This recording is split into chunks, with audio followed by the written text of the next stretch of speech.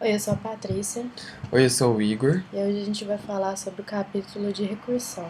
Tá lembrando que esse aqui é só um complemento do livro Realm of Rocket. A gente vai fazer uma explicação menos detalhada, então se você quiser aprender mais, acesse o link abaixo na descrição. Tá, então, pra gente aprender recursão, nós vamos aprender o famoso jogo da cobrinha que todo mundo com certeza conhece. Nós vamos começar definindo 4 estruturas que vão ser essenciais para o jogo. A primeira é a pose, que nada mais é do que um ponto bidimensional em um plano. Ele tem os campos x e y. A segunda estrutura é pit, que em português é poço, e ela vai ter dois campos: snake, que vai acompanhar o estado atual da cobra, e goose, que vai acompanhar o estado atual das gosmas que a cobra vai comer durante o jogo. A terceira estrutura é a snake, e os campos dela são dir, que vão estar mostrando a direção que a cobra deve seguir, no caso left, right, up, down, são as setas do teclado, e o outro campo é o segs, que tem uma lista de segmentos da cobra. A última estrutura essencial é a GUI, que vai representar as nossas gosmas. O primeiro campo dela é lock, que vai ser um pose mostrando a localização atual da gosma. E o outro campo é o expire, que vai indicar quantos pulsos de clock do computador devem ter antes da gosma desaparecer. Aqui a gente vai criar um mundo de exemplo. Primeiro a gente tem o exemplo da cobra, né? Ela está indo para a direção para cima e temos uma lista com 3 segmentos dela, os pontos 1, 2, 2 e 1, 3. O segundo mostra uma lista de gosmas que vão ter no mundo. O primeiro está localizado no ponto 1, 0 e vai demorar 3 pulsos de clock para sumir. E o segundo está localizado no ponto 5,8 e vai demorar 15 pulsos de clock para sumir. A terceira definição é uma definição de poço, que ela inclui esses dois exemplos de cobra e gosma que a gente acabou de mostrar. E o último exemplo de poço, ele mostra uma forma de escrever essas mesmas 3 definições em uma só. Para a função principal, nós vamos definir a Start Snake.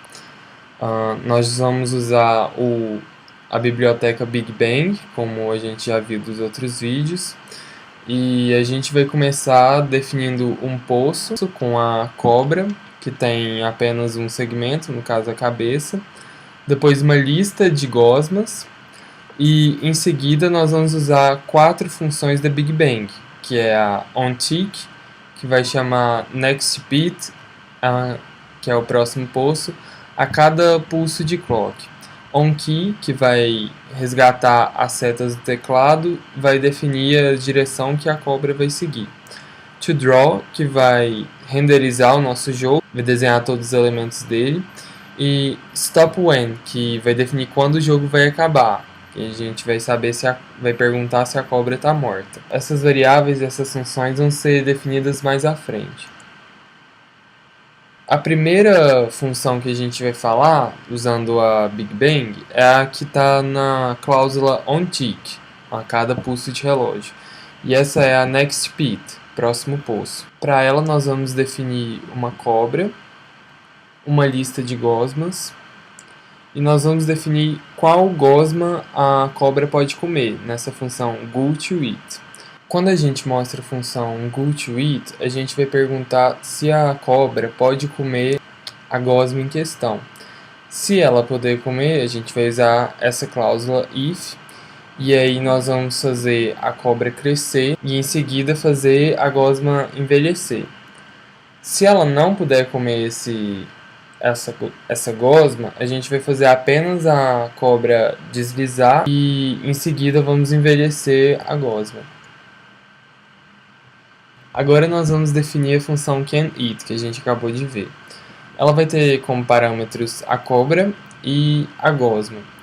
No caso nós vamos usar um cond aqui para saber se a lista de goose está vazia. Se ela estiver vazia, não tem nenhuma gosma a comer, então o retorno já é falso. Aí agora nós vamos usar um if para saber se tem alguma gosma perto da cobra, no caso usar o close. Aí nós vamos percorrer a lista inteira até achar um. Então a gente pega first, o primeiro ghoul, e se ele der certo já tem a gosma para comer. Do contrário, nós vamos voltar para can eat e pegar o resto da lista. Agora a gente define close, que vai comparar dois posnes. No caso, o primeiro parâmetro é o S, segmento, e o G é o ghoul. A função it vai receber uma gosma e o ghoul to eat, a gosma comer. A gente supõe que o ghoul to eat está na lista, então a gente vai então a gente vai remover ele e adicionar um novo ghoul na lista. Definindo a grow. A grow vai criar uma nova cobra que é um segmento maior que a outra. No caso, a cobra comeu, então ela cresceu um segmento. Ela vai fazer isso chamando a função nextHead e vai adicionar um novo segmento na cobra atual. A próxima função que a gente vai fazer é para o deslizamento da cobra, e a gente vai definir a primeira como slither. Ela funciona da seguinte forma: a partir da movimentação da cabeça da cobra, ela adiciona uma nova cabeça na posição desejada e some com o último segmento da cobra. A função alButLast faz a remoção do último segmento que a gente acabou de falar. A função nextHead vai fazer a movimentação da cabeça da cobra diante dos movimentos up, down, left e right do teclado. PosNaMove adiciona de acordo com a direção que você colocou no teclado na POSNA.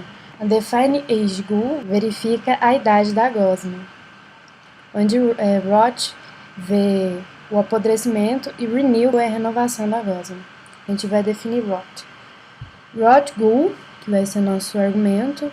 Aí temos a condição que se for vazio, apenas retornar vazio. Se não, ele vai decair a gosma e fazê-la envelhecer. A defineRenewGoal, a partir da lista, ela não estando vazia, ele joga o próximo ghoul no poço. Tá, defineRotten, ela verifica a idade da gosma. G verifica o tempo de existência da ghoul no poço. E o que ele faz? Através do ghoul expire, que vai ser o tempo que ela já possui, e vê se ele é zero. Se for, ele tira a gosma do poço. A FreshGoal vai criar uma nova gosma em um lugar aleatório do poço.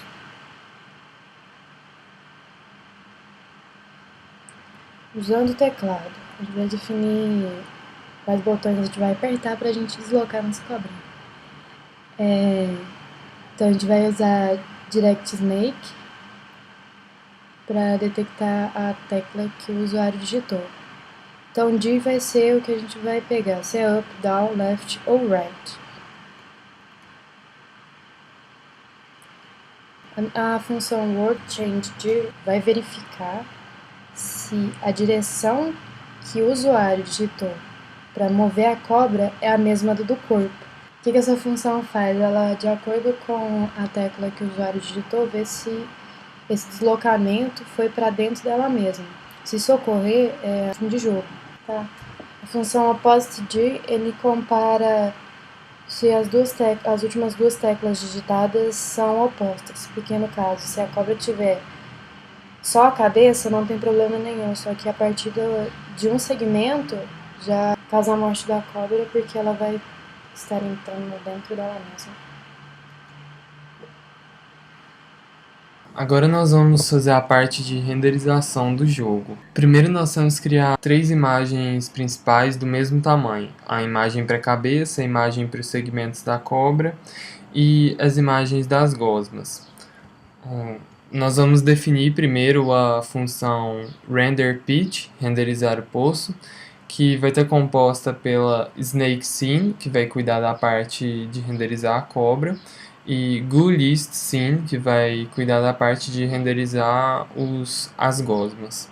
Na snakeScene, nós vamos receber como parâmetro a nossa cobra e a cena. O que ela vai fazer? De acordo com o tanto de segmentos que a cobra tem no seu corpo, vai adicionando uma nova imagem para cada segmento. E de acordo com a direção que a cobra estiver indo, eles vão definir qual imagem vai ser vai ser definida para essa cabeça da cobra.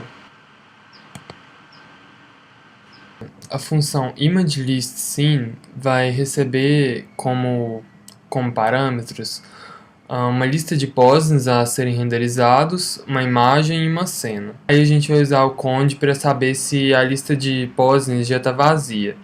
Se ela estiver vazia, ele retorna a cena anterior. Do contrário, ele vai pegar a lista de posits e ir renderizando um por um, como é mostrado aqui no ramo else do conde. Agora a ImageScene vai receber mais um posit, mais uma imagem e outra cena. Aí ela vai usar o placeImage para colocar as imagens no lugar de acordo com as coordenadas x e y dos posits. A função GoListScene vai fazer praticamente a mesma coisa, só que a diferença é que nós vamos receber como parâmetros as gosmas e a cena. Aí a partir desse getPositsFromGo, ele vai pegar a lista de gosmas a serem renderizadas. Tá, o fim de jogo. A gente vai usar a definição da função dead, vai ver se a cobra morreu. E dentro dessa função a gente verifica se a cobra atingiu ou o limite do poço ou se ela entrou para dentro dela mesma, que é o caso de morte também. Aí a defineRenderEnd, ela só mostra a imagem de fim de jogo, para o usuário saber que acabou o jogo mesmo. Tá, a self-colliding, ela vê se a cobra encontrou o corpo dela, ou seja, ela entrou para dentro dela mesma, que é o caso de morte. E a colliding vê se a cobra atingiu os limites do poço. Algumas funções auxiliares para a gente finalizar o nosso jogo, que foram usadas anteriormente no nosso código. A gente está definindo elas agora. DefinePosName igual a interrogação vai verificar se as posições digitadas são posições iguais. DefineSnakeHead vai definir a cabeça da cobra. DefineBody é o corpo. SnakeTail, a cauda da cobra, que no caso são um conjunto de segmentos dela.